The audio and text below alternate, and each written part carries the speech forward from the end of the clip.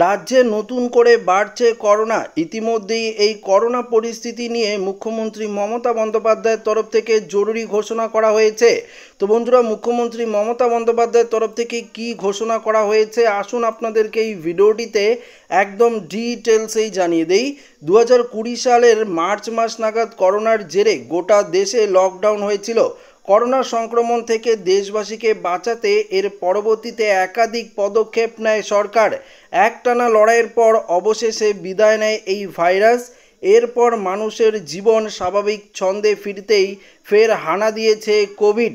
গত 24 ঘন্টায় বাংলায় করোনা আক্রান্তের সংখ্যা বৃদ্ধি পেয়েছে 54টি।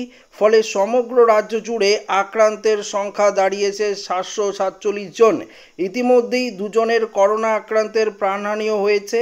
জানা যাচ্ছে কোভিড আক্রান্ত হয়ে 48 বছর এক ব্যক্তি বেলেঘাটা আইডিতে ভর্তি হয়েছিলেন। কয়েকদিনের মধ্যেই প্রাণ হারান সেই ব্যক্তি। রাজ্যের স্বাস্থ্য ভবন অবশ্য জানিয়েছে করোনার কারণেই ওই ব্যক্তির প্রাণ যায়নি।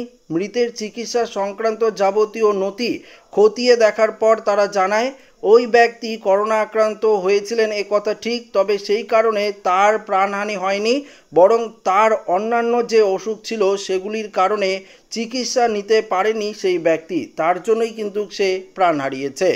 রাজ্যে বাড়তে থাকা করোনা সংক্রমণ নিয়ে সোমবার নবান্ন থেকে সাংবাদিক সম্মেলন করেন মুখ্যমন্ত্রী।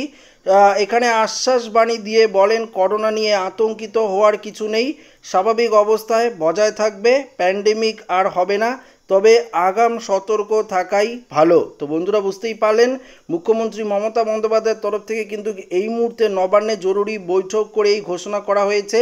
একই সঙ্গে মুখ্যমন্ত্রী বলেন সরকারি হাসপাতাল সকল রকম বন্দোবস্ত আছে, দরকার হলে চিকিৎসা করান। পরিস্থিতি মোকাবিলা করতে সরকারি ব্যবস্থা সম্পূর্ণভাবে কিন্তু তৈরিও রয়েছে।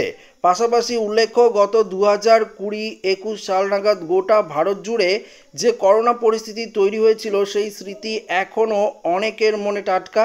এই পরিস্থিতিতে ফের আক্রান্তের সংখ্যা বাড়তেই চিন্তা বেড়েছিল অনেকেই।